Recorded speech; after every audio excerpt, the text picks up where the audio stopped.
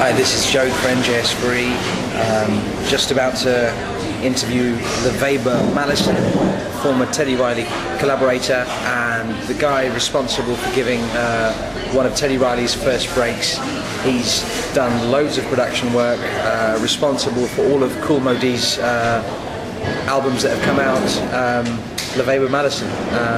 We'll be talking to him in a bit. This is the Pit and Grill on Smith Street, right opposite Carroll Park. We're about to interview Lavaba Mallison, producer extraordinaire from the Jive record days, 1987.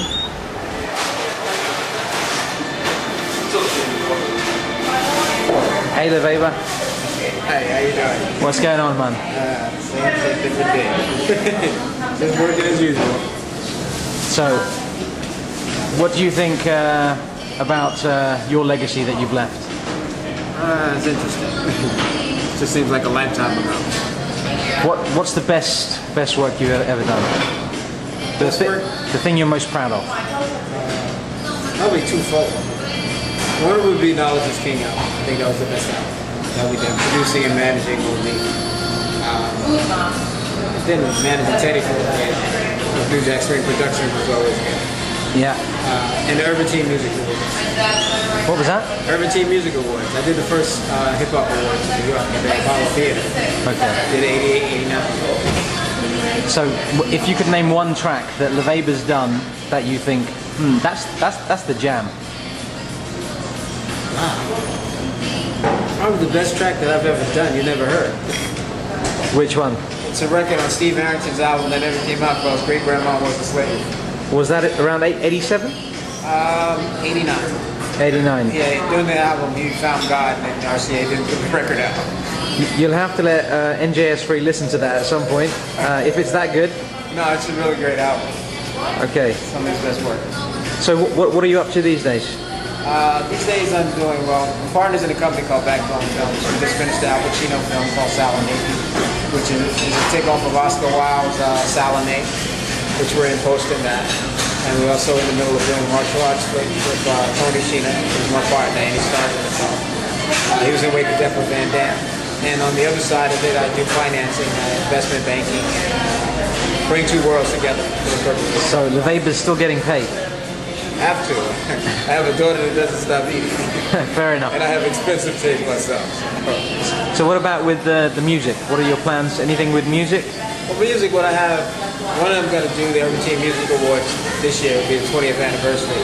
2008 will be the 20th. We've got to put that together. We're producing a little talk show with Moe Dee. It's a political hip-hop based show. And we're working on a new album with him. We did an album on Ice-T last year.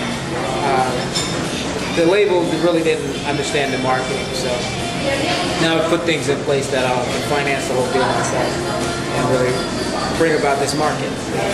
Okay, a question I think most people will want to know, relating back to New Jack Swing. How was it bringing Teddy Riley on board to Jive? How did that all come about? What was the deal there?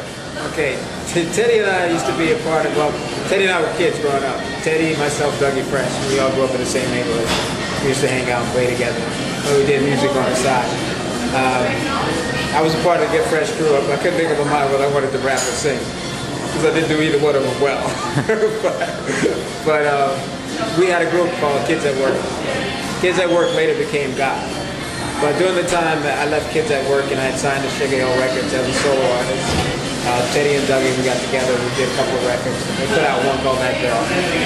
I still listen to that. Yeah, I thought I bought them all and destroyed them, so I must keep that away from my daughter. So during the time that Sugar Hill had tax problems, they closed the label. I had met Kool Moe Dee over there. And, I thought he was pretty talented. My biggest problem was the music that they were doing. When Teddy and myself used to do production, what we used to do is we listen to the radio and recreate the music on the radio. If it didn't sound like it did on the radio, we could do it over. Drum Machine had something on it, called swing, which is basically quantized the beat after your program. We used to call it cheap because it just made the groove flow a lot better. So we did that. Moe was signed. When they closed up, nobody had an outlet, so I decided to take Moe and make a record, which was first records that we did together was Go See the Doctor and Do You Know What Time It Is. And then, of course, took it to every label, and every label passed on it. But I knew the record was different enough that if you heard it in 3 hours worth of rap music, and that's how you heard music in those days, you know, Red Alert, Friday Night, Saturday Night, or Chuck Taylor, that the record was different enough that people were remembered enough to call the store. But now we had another problem, was how to get the pressing paid for. So what I ended up doing was shipping COD from the pressing plant to the one-stop. One-stop is the store where you buy a record. So the one-stops would cover my bill at the pressing plant. They would act as my distributor and keep their money that was owed and send me the change. Teddy and I always worked together, so we were a group. So at the time, it's like I was seriously looking at myself as a talent. It's like, singing isn't my talent, I'm better with business and writing. Yeah. So I fired myself. Jive at the time, Barry Weiss gave us a call. He heard the record over the weekend and offered us a situation. So I became manager pretty much of everybody in the situation. So were you guys based out in London for a while?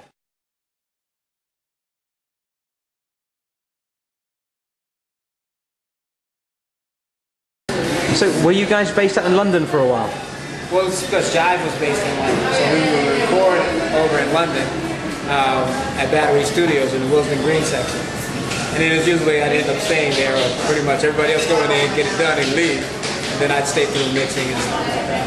Yeah. And how did you feel about New Jack Swing Productions? How did that come about? And well, I was in 94. I was coming out of a bank in Philly, North Philly. I had gotten shot, robbed and shot. I was in the hospital for about a year and a half. Damn. This would more or less be the second coming of it, because we didn't have a title in New Jack Swing. We just called it cheating. Jay Griffin, who was old manager, he came in and kind of just sucked up the whole thing and made that happen. Because he got us some respect that we weren't getting on his own. But after I got out of the hospital, you know, Teddy had given me a call and was like, well, why don't you come down to Virginia and just kind of hang out for a while. So I went down to Virginia. We were getting ready to do Black Street another level. But he had a lot of producers down there, but they weren't doing any outside work. So there's a guy, one of the producers named Spragg Williams. Spragg came to me and was like, well, I want you to manage me. So we sat down with Teddy. Teddy was like, well, why don't you do it for all of us? Because he never would go out and solicit work. So we started going out soliciting work. Our first year in business, we did like $1.7 million. And under that was Pharrell, Bink Dog, we did a lot of Jay-Z, Pharrell and Chad. They were under the label. We had a lot of good A-list producers. Yeah. What are your plans this week with VH1 Hip Hop Honors and stuff? I'm just gonna kind of go there and, you know, it's like a class reunion. You see everybody and like wonder, when did everyone get so old? Yeah. You know, Mo's actually performing, so that'll be good. That'll be awesome. Yeah. Does he perform much? He's actually been doing a lot this year. There's a lot going to happen. Yeah. I think the timing is just right. I mean, the industry has created such a hole that is, you know, people are just waiting for something different. And still, I think the biggest segment that's ignored in the record business is the hip-hop guy that's 40 years old, 35. There's a thing called contemporary hip-hop, if I could be so cruel. Yeah. But yeah, so it's, you know, it's been around enough to go. So what are your thoughts on the current form of R&B and hip-hop, urban music today? How do you feel about it? Well, let me say this. I understand where it comes from, and I understand the market. I have a lot of it in my car, mainly because I have a 16-year-old daughter, and some of the grooves are really high. But I think as far as substance, and not necessarily that, I don't think there's a choice. And that's why you see a guy like Kanye West will outsell a 50 Cent. Thank God this shit is past. You know, yeah. It's like, it was so much, I got money, I can shoot you, and stuff like that. Yeah. So, I think there's a definite, a conscious shift. But now the whole thing is now radio has to recognize that, the labels have to recognize that, and say like a guy like Common, a guy like Talib, you know, it's time for them to be relevant. And that comes behind what's pushed. People basically take what's offered. Fair enough, that's a very clear view there. Are you still in touch with Teddy? Anybody from those back in the old days? I talk to Dougie pretty much every day. We're like brothers. Dougie Fresh. Teddy I spoke to about 2 weeks ago. You know, we mainly speak, you know, by, you know, it's just so right now I kind of had to pull back from everybody because, like I said, we were doing a Pacino film, which took a lot of attention away. And my financial business, it's like the deal that I'm involved in right now is very, very, very deep and detailed. We're putting governments together, which is always problematic.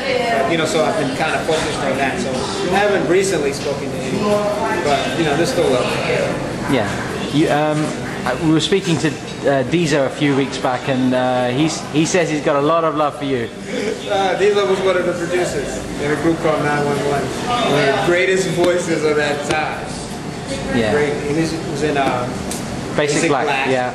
Diesel had a song that Teddy and them did on a Blackstreet album, but you haven't heard the song until you hear Diesel sing it. The next time you talk to him, tell him to play You Misery. You tell him I told you to play You Misery. Yeah, definitely. Best vocal performance I've ever heard. It's a shame that album never came out, though. An absolute shame. It's one of the biggest travesties of the New Jack era, I think. That album not coming out. Oh, yeah, most definitely. He's a hell of a talent, an excellent writer, and a hell of a voice. Justin Timberlake also. Yeah. So he took it with him. Definitely. Is there anything you want to say to your fans on NJS4E moving forward? The past? The past is nothing but a reflection of the future. It's a circle and it goes round and round and round and round. So what's old is new. It's just that simple. So we'll be seeing more of you in the future then? Oh, absolutely. But now what's great about the industry is you have the internet. You can broadcast. You can have your internet broadcasting station. The world has gotten just a little bit smaller, so all it takes is a little entrepreneurial spirit. I mean, this is like 1950, where black music was ignored, and so they started putting out their own music. Record companies are in flux, and they don't know what to do with it. They panicking. So now's the time. It's like you take it, you make your own radio station, you make your own record company, and you go for it. So you're going to see a lot happening. Yeah. Lavaba, thank you very much for taking the time to talk to us. We will be in touch, and all the best for the future. Thank you for coming. Cheers. Cheers.